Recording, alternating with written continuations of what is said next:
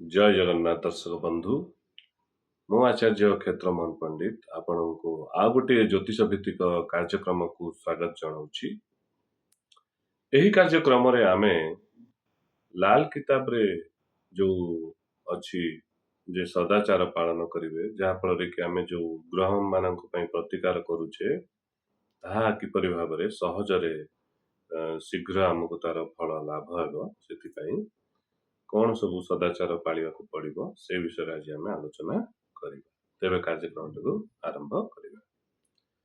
ओम नीलाचल निवासाय नित्याय परमात्मने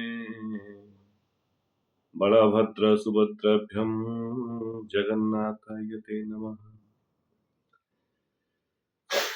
जय जगन्नाथ जय आदित्यनाथ।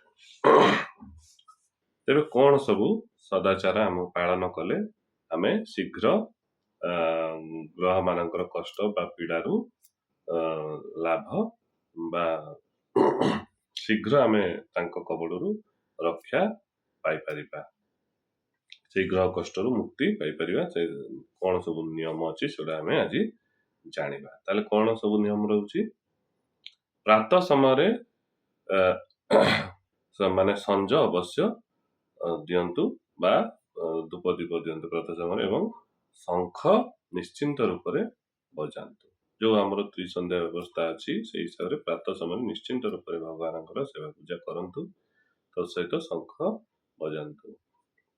द्वितीय कौन ना तुलसी वृक्ष मूल अवश्य जलदान करंतु एवं तुलसी माता पूजा करंतु। तृतीय कौन पंडित को बा ब्राह्मण को अवश्य भोजन करंतु। चार कौन माता लक्ष्मी पूजा उपासना अवश्य करंतु। पांच रे एकादशी दिन अवश्य दान करंतु। छरे अतिथि सेवा सत्कार बा करंतु। माता पिता अनादर करंतु नाही। सासु ससुर और परिवार सदस्यंकर आदर करंतु।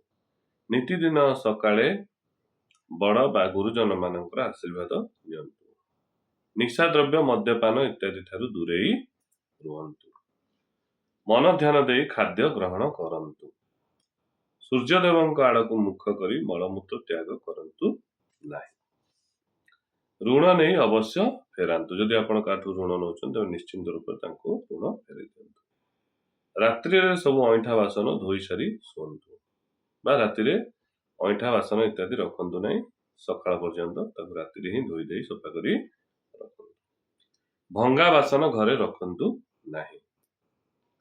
पितृ श्राद्ध अवश्य करंतु। पिता मातांकर श्राद्ध इत्यादि अवश्य करंतु। खाଇବା पूर्व गो मातांक पई किछि खाद्य बाहर करी रखंतु। पशु पक्षी मानंकु अवश्य खाଇବା को दियंतु। निसहाय विधवा को साहाय्य शारीरिक भाव क्षतिग्रस्त बा जो माने हैंडिकैप बा अपाहिज लोक अछन तांकर सेवा शुश्रूषा करंतु। सेहीपरि घरे किछि खाली स्थान रखंतु जहा फल कि वायुमंडल माने अम्लजान घरे पसी पारियो बा सुविधारे वायु आसी जीवा आसिया करि पारतो सेतले घरे किछि खाली स्थान निश्चिंत रूप से रखंतु। दक्षिण मुख गृह रे प्राय वास न करबा उचित बा वास करंतु नाही।